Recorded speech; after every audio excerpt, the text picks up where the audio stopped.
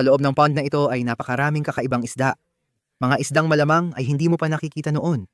At kung makita mo man, iisipin mong galing sila sa ibang planeta. At iyon ay dahil sa mga nakaraang buwan, naging misyon ko na hanapin ang pinakakakaiba at pinakawalang katulad ng mga isda na maaari kong ilagay sa pond na ito. Hindi na misteryosong pond ito, kundi alien fish pond na.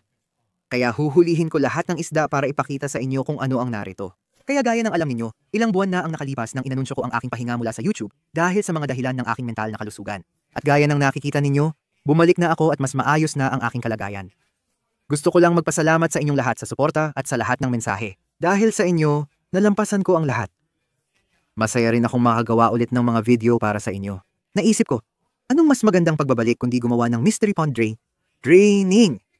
Kahit nagpapahinga ako, ginagawa ko pa rin ang mga hilig ko. Nagligtas, nanghuli at bumili ako ng mga isda. Karamihan inilagay ko sa Mystery Pond. Pagbalik ko, gagawa tayo ng video ng pag-drain para maipakita ko lahat ng isda na nakuha ko habang nagpapahinga. Maniwala kayo, ang daming kakaibang isda dito. Tatalon ako at titingnan kung may mahuhuli ako. Hindi lahat ng isda dito ay alien fish. Kailangan nating salain ang ibang isda para makuha ang mga kakaibang isda at dito ilalagay ang mga alien na isda. At dito naman natin ilalagay lahat ng ibang isda. Oh, suot ko na ang boots ko. May lambat na ako. At papasok na tayo dito para makita kung ano ang mahuhuli natin. Tara na. Ngayon kadalasan kapag gumagawa ako ng mga mystery pond na video, gusto kong gawing sikreto ang lahat. Ayokong malaman ninyo kung ano ang nandito hanggat hindi pa natin ito nahuhuli. Ngayon kakaiba dahil kailangan muna nating hulihin ang isang partikular na isda bago ang iba. Kung hindi, pwede akong masaktan ng husto. Stingray ang isda na yon. Oo, tama, may stingray tayo rito. Iyan ang unang isda na kailangang ilabas. Kundi baka masaksak ako. Hindi iyon maganda kaya kinakabahan talaga ako ngayon. Kung hindi ninyo alam, maraming iba't ibang uri ng freshwater stingrays. Gayunpaman, lahat ng mga ito ay illegal alagaan dito sa Florida, maliban sa isang uri, at iyon ay ang Atlantic stingray. Ilang araw na ang lumipas, bumili ako ng isa at hindi ko pinalampas. Nilagay namin siya sa pond, at ngayon kailangan na naming kunin siya. Medyo marumi ang tubig, kaya mahirap hanapin, pero susubukan namin. Tara na. Sa unang salok ko, nakita ko agad ang stingray. Ayun siya. Sige, pumasok mo ka sa lambat. Diyos ko, tingnan mo. Tingnan ninyo. Ayun siya. Ayun ang stingray, mga kaibigan. Nakuha ko siya. Grabe. Mas madali pala kaysa sa inaakala ko. Grabe, tingnan ninyo to mga kaibigan. Meron tayong stingray. Grabe, ang astig nun, di ba? Nakita ninyo ba ayun? Halos tinusok at kinuryente niya ako. Ang wild nun. Matagal na ito sa bucket list ko. Si Helen din, matagal na akong kinukulit kumuha nito. Ang hirap lang hanapin kasi sobrang bihira.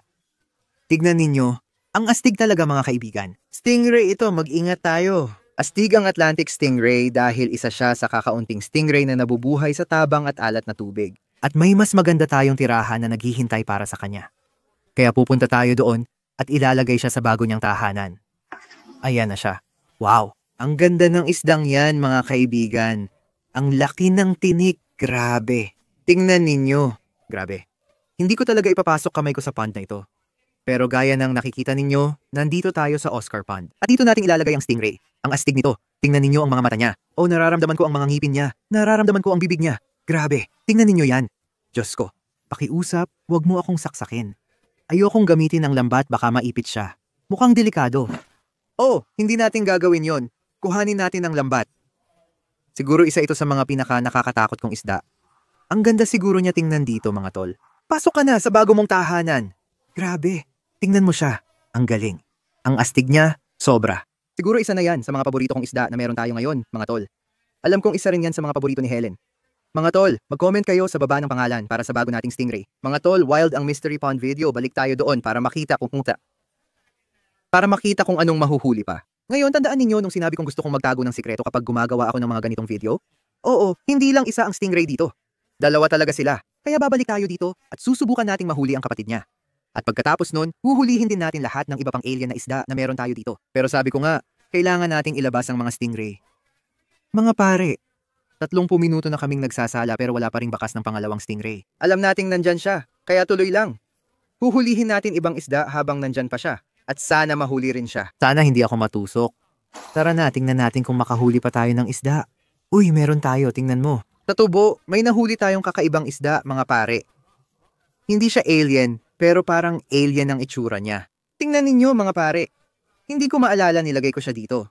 Ganito talaga ang mga misteryosong pond draining na video. Matagal na naming nilalagay ang mga isda rito. Kaya pag nag-video kami, nakakalimutan na namin karamihan ng isda dito. Ang astig talaga. Mag-comment kayo sa baba kung ano ito. Sige, maliit na kaibigan. Ayan na. Uy, may biglang tumama sa binti ko. Okay, may biglang bumangga sa bota ko. Baka stingray yun, pero may malalaking isda rin dito. Sino kaya yun? Nakakatakot din yun. Laki ng lambat. Oh, ano yun? Ay grabe. Ano ang mga ito? Oh, tama na. Oh, mga Oscar fish pala. Tingnan mo yun. 2 Oscar fish ang nakuha namin sa lambat. Astig! Nilagay ko sila dito nung break, nahuli sa imburnal. Tingnan mo, parang kambal. Grabe yun. Dadalhin natin siya sa Oscar Pond kasama ang stingray. Tingnan ninyo, nandyan lang sa likod ang stingray natin. Mukhang maayos siya. Sa tingin ko gusto niya yung bago niyang tirahan. Kaya bibigyan natin siya ng mga kasama. Ayan na sila. O tingnan mo dyan. Umaahon yung isda. Yan ang alien. Sige, pasok ka sa lambat. Oo, nakuha natin siya mga pare. Isa ito sa mga alien na isda na nilagay dito. Tingnan ninyo mga pare. Ang kakaiba ng isda na yan. Marami na tayong nakuha nito dati. Sabi mo dragon gobies ang tawag. Astig at malaki talaga mga pare. Tingnan mo kung gaano kaliit ang mga mata niya. Kaya siya nakakatakot.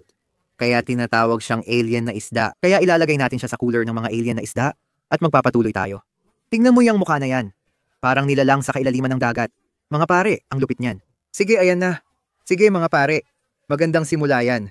Pero alam kong marami pang kakaibang isda dito. Aalisin natin ang lahat ng istruktura para walang mapagtataguan ang mga isda at mas madali silang mahuli gamit ang lambat. Uy, may naramdaman ako. Tingnan mo, may nakuha tayong maliit na goldfish. Ang ganda niya. Sige, wow, ang ganda niyan. Ang gandang isda. Uy, grabe, nakita mo yun? Uy, may nakuha ako. Uy, tingnan mo.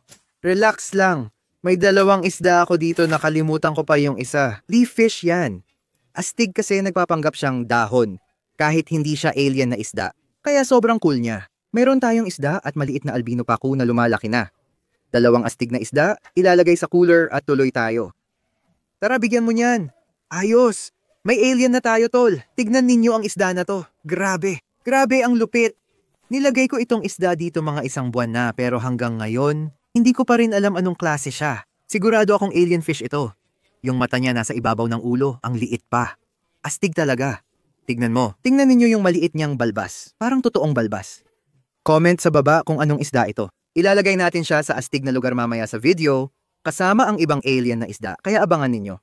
Ngayon, pangalawang alien na isda sa cooler. Tingnan mo yan. Halos hindi siya gumagalaw. Oh, sa tingin ko yun yung stingray. May malaki lang na bumangga sa paa ko. Sa tingin ko, nandito siya. Tara na. Oh, may nakuha ako. May nakuha akong malaki. Oh, grabe, Helen. May pagong ako sa lambat. Si Dumpy yan mismo. Si Dumpy ang pagong. Ayos na ayos siya. Lahat kayo, palagi ninyong tinatanong tungkol kay Dumpy. Masaya siya dito at maganda ang kalagayan niya. Cute pa rin. Huwag durugin ang daliri ko, Dumpy. Sige na, anak. Tingnan mo siya. Tumatakbo siya. At ngayon naman para sa isda sa lambat, may maliit tayong koi dito. Matagal ko na siyang alaga simula nung maliit pa siya. Ang laki na niya ngayon. Ang ganda ng mirror scales ng koi na yan. May astig ding hito dito. Aray, wag mo akong tusukin. Wow, parang halimaw yan. Tinatawag itong lima shovel nose na hito, kamag-anak ng tiger shovel nose. Pero hindi sila lumalaki ng ganun kalaki. Halos max size na itong isda na ito, maniwala ka man o hindi. Pero tingnan mo yung bibig niya, ang astig ng isda na ito. Grabe, nahuli ko pa rin siya. Ilalagay natin siya sa cooler kasama ng koi bago pa siya makatakas. O tingnan mo doon. Helen, dito sa bahay. Dito lang, lumalangoy siya pababa. Nahuli ko ba siya? Oo, nahuli ko siya. Alam ko na kung ano yon mga pare. Grabe, ang lupit. Tingnan mo kung gaano na siya kalaki mula nang ilagay ko siya dito. Yan mismo. Sa tingin ko ang tawag dyan ay... Ano nga ba ang tawag? Isang Iberian newt ba yon? Tama ba yon? Hindi ako sigurado. Mga pare, mag-comment kayo sa baba kung alam ninyo. Alam ko na newt siya ng kung anong klase. Sila ay ganap na nabubuhay sa tubig, parang mga axolotl, pero hindi talaga. At ito ang isa sa mga alien. Ibig kong sabihin, tingnan mo kung gaano siya kaastig. Tingnan mo yan. Tingnan mo siyang lumangoy. Grabe, ang astig nun. Sige mga pare, marami na tayong nahuhuling isda, pero marami pa rin dito sa loob. Kailangan nating i-drain ito sa dulo para masiguradong mahuli lahat. Pero ngayon, magpapatuloy tayo gamit ang lambat at tignan kung ano pa ang mahuhuli. Magsisimula tayo sa filter dahil ito na lang ang natirang istruktura. Maraming isda doon. Ay, Diyos ko. May naramdaman ako. Stingray pala yun. Nahawakan ko lang, Diyos ko, nasa likod ng filter. Buti hindi tinik ang nahawakan ko. Sige, delikado ito mga pare. Nasa likod talaga yung stingray. Ay, naramdaman ko ulit siya. Naramdaman ko siya. Uy, may malaki tayong isda. Tingnan nyo ito. Ang tawag dito ay marble tukara. Pwede ka bang kumalma? Ipinapakita lang kita. Tingnan ninyo yung pattern sa katawan niya. Ang astig! May alam din akong perfect na lugar para sa kanya. Dadalhin natin siya sa bago niyang tirahan. Ang laki na niya doon. Sige, maliit na kaibigan. Mamamatay ba ako pag kinagat niya ako? Oh, may naramdaman ako. Parang dumaan siya sa tabi ko. May iba pa. Nakuha ko. Oh, ayan. Astig na hito mga kaibigan. Tingnan ninyo. Galit na galit siya. Isang jelly catfish. Ang laki ng bibig. Kakainin niya ang mas maliliit sa kanya, kaya ilalagay natin siya mag-isa sa tank para hindi niya kainin ng ibang isda. At oo, lalaki talaga ang mga ganitong isda, kaya ilalagay na natin siya sa bago niyang tahanan. Sige, magiging mag-isa siya sa 125 galon na aquarium. Lalaki talaga siya. Excited ako mga kaibigan, paborito ko silang isda. Kaya balik tayo sa misteryosong lawa. At susubukan nating hulihin ang stingray dahil medyo nakakakaba talaga kapag kasama mo siya sa tubig. Ilang lambat na, hindi pa rin ako sinuwerte sa stingray, pero may mas nakakabaliw akong nahuli. Bigyan mo ako kahit ano. Oh, may nararamdaman ako. Wow, yuck. Grabe, naalala kita. Mga kaibigan, tingnan ninyo itong lalaking ito. Isa ito sa mga alien. Sa unang tingin, parang ordinaryong igat siya, pero hindi siya igat at hindi rin isda. Susubukan ko siyang hawakan.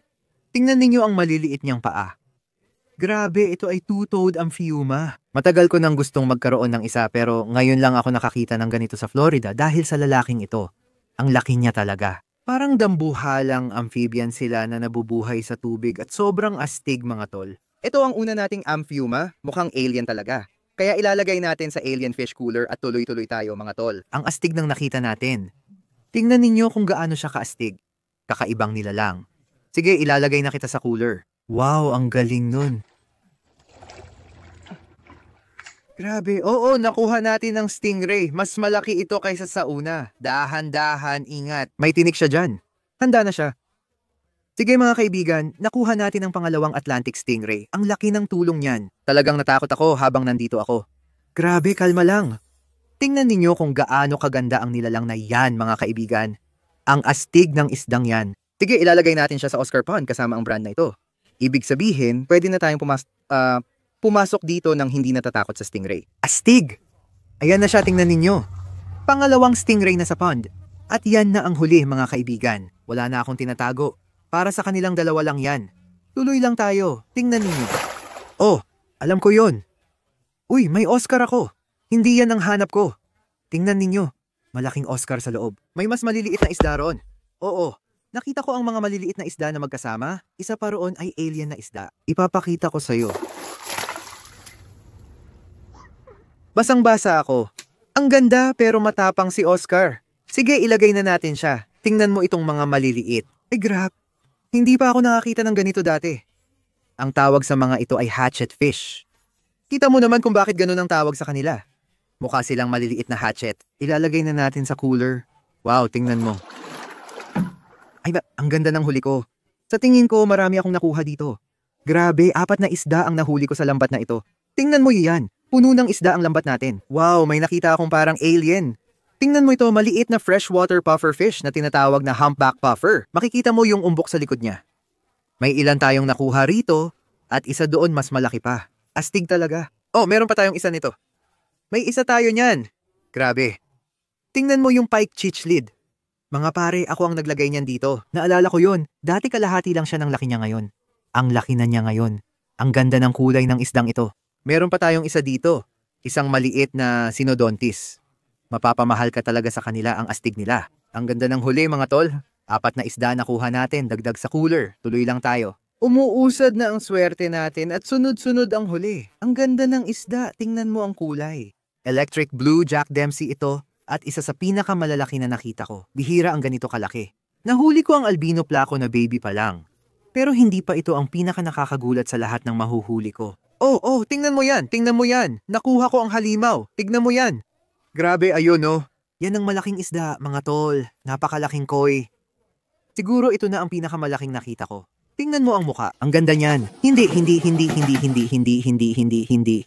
Sige, tingnan ninyo yan, mga tol. Yakap ko ngayon ang koi. Ang ganda ng isda. Oh, sige. May perfect akong pwesto para sa isdang ito. Mga tol, nandito tayo sa Cichlid Pond kasama ang koi. Ilalagay natin dito ang isda. Good boy. Sige.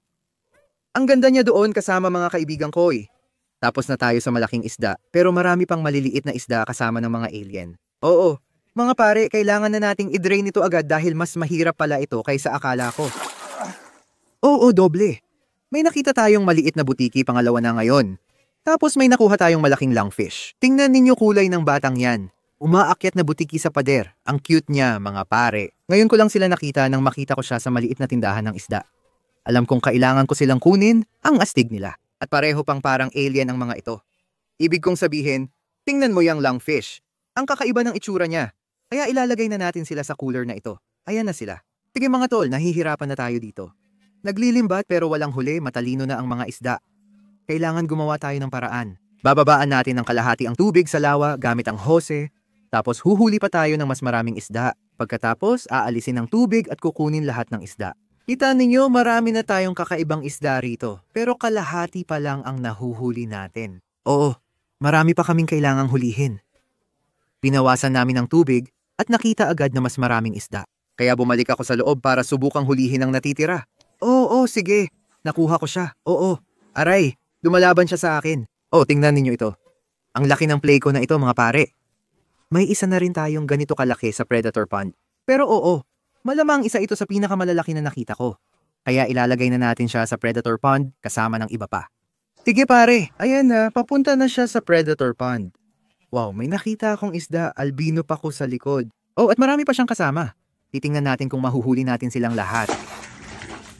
Halika, pasok sa lambat. Wala akong nahuli. Nahuli ko siya. Oo, tingnan mo yan. Isa pang albino pa ko ang nadagdag sa listahan. Nahuli ko ang isda gamit ang aking mga kamay. Tingnan mo, nahuli ko siya.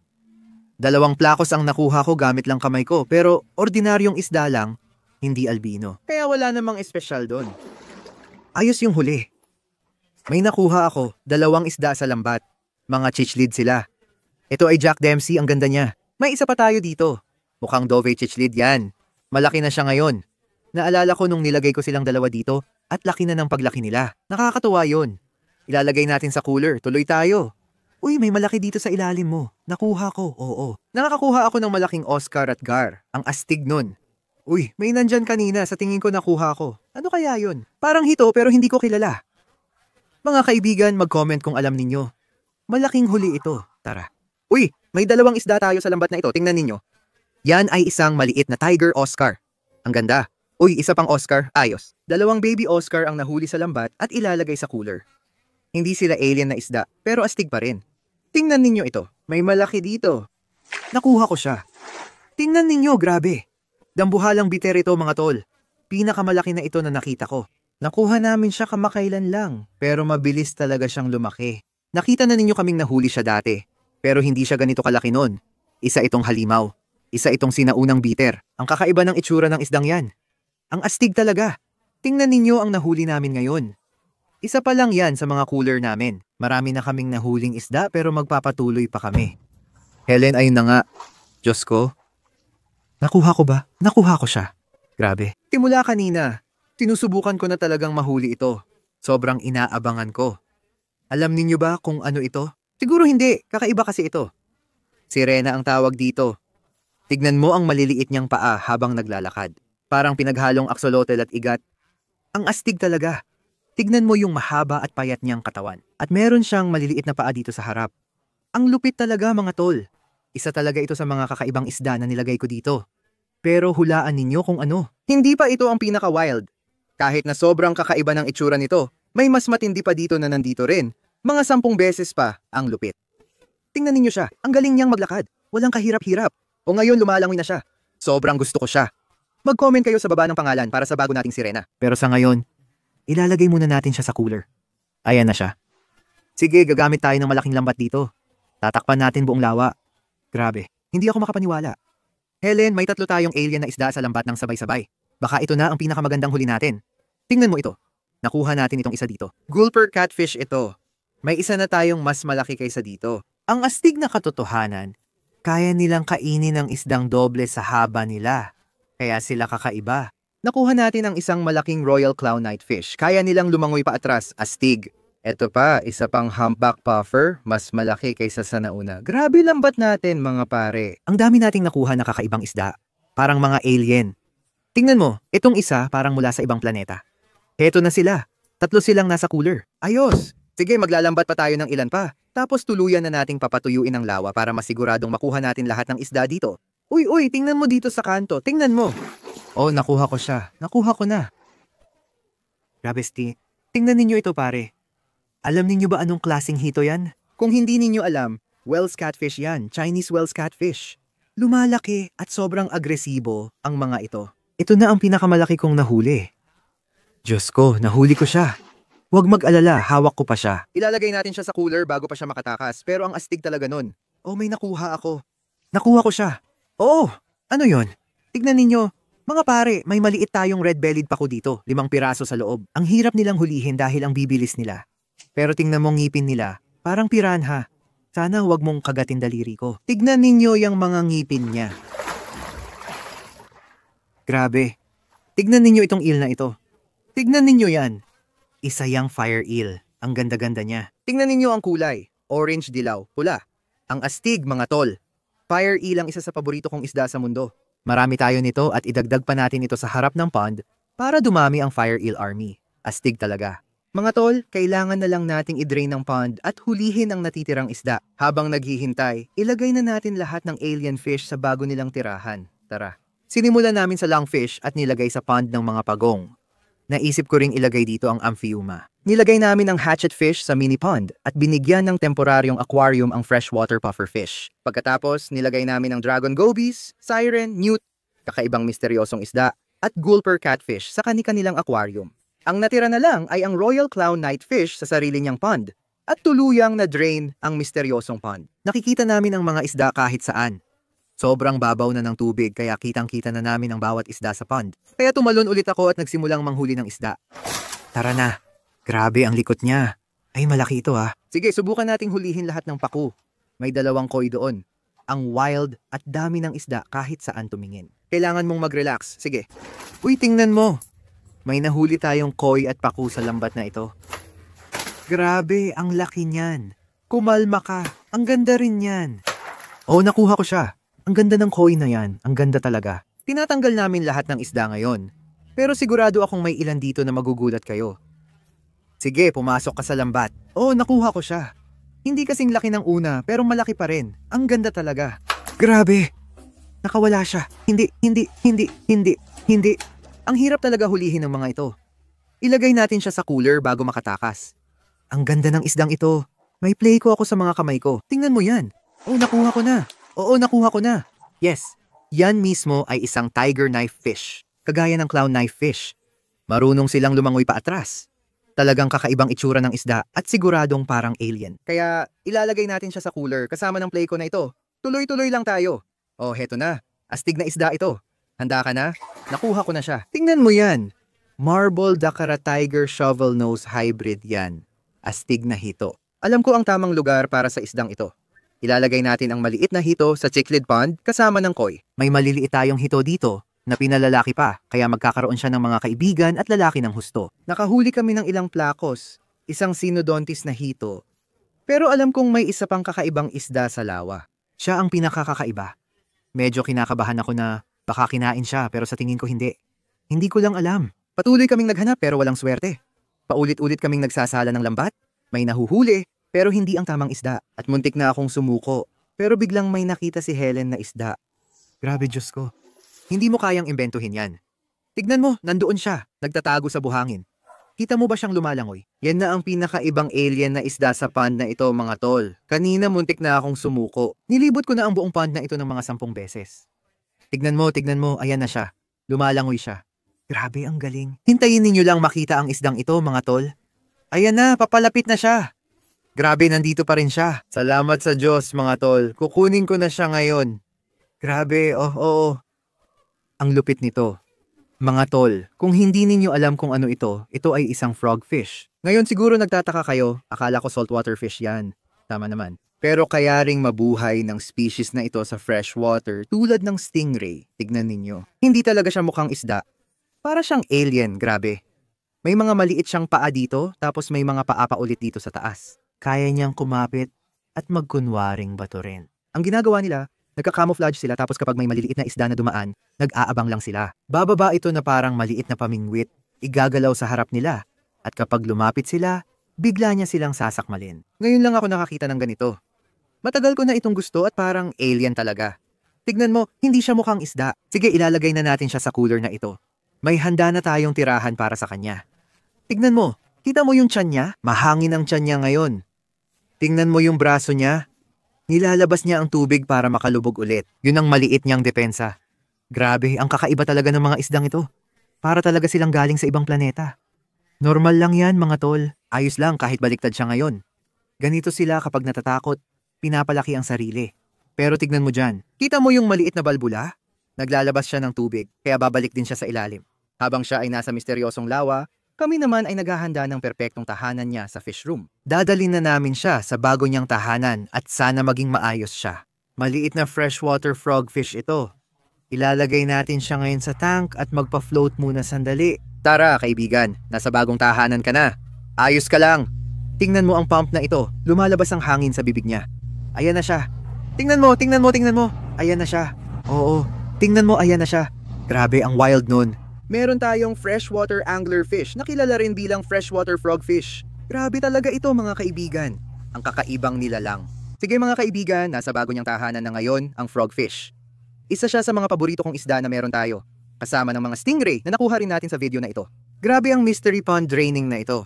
Hindi pa tapos dahil kailangan pa nating ibalik lahat ng isda mula sa cooler sa pond. Pagkalipas ng ilang araw, susubukan nating pakainin ang frogfish at titingnan kung kakain siya. Siguradong wild ito. Napuno na namin ang pond, naibalik ang mga istruktura at panahon ng ibalik ang mga isda. Hindi ko inakalang ganoon karami ang mga isda. Siksikan sila, kaya ibabalik na natin sila sa pond para mas lumaki pa. At oo, balang araw sa hinaharap, gagawin ulit natin ito na mas marami pang isda at mas magiging masaya pa. Magbabawas muna ako ng tubig. Sige. Ay, ang bigat pa rin. Cooler na puno ng isda, ibabalik sa lawa. Grabe. Ayun na si Dapi at ang mikropono. Ang daming isda. Sige, pupunuin natin ang lawa at magkikita ulit sa ilang araw para pakainin ang frogfish. Mga kaibigan, 2 araw na ang nakalipas at nandito tayo sa lawa ng gapi. Tingnan, libu-libong gapi ang narito. Nandito tayo para subukang pakainin ang ating frogfish sa unang pagkakataon matapos siyang mag-adjust sa bagong tahanan. Mukhang maayos siya doon at mukhang gutom na siya. Kaya kukuha tayo ng ilan sa mga maliliit na isda na ito, ihuhulog natin doon at titingnan natin kung kakainin niya. Boom! Nakuha ko na siya. Heto na ang mga gapi. Dumaan kayo roon at lumapit sa frogfish na ngayon ay nagpapanggap na bato. Sa ganung paraan, sana hindi nila malaman na isda siya at lumangoy sila sa harap niya. O tingnan mo, may gapi sa harap mismo niya. Oo, sige na, kunin mo na. Tinitingnan niya ito. Oh, heto na ang gapi. Sige na. Diyos ko. Oo, nakuha niya. Ang lupit nun. Tinira niya yon. Hindi alam ng isda na nandoon siya. Grabe mga kaibigan. Ang lupit nun. May frogfish tayo. May stingray at iba pang kakaibang isda dito. Sana nag-enjoy kayo mga kaibigan. Excited akong bumalik sa paggawa ng video. Ito talaga ang gusto ko. Kahit kailangan ko ng pahinga para sa kalusugan, mahirap talaga na hindi nagagawa ang gusto kong gawin. At oo, gusto ko lang magpasalamat sa bawat isa sa inyo para sa bawat mensahe, direct message at sulat na natanggap ko. Dumadaan talaga ako sa mahirap na panahon. Na-diagnose ako ng bipolar at dahil sa inyo, naging mas madali para sa akin. Lubos ang pasasalamat ko sa inyo, pamilya ko, at kay Helen.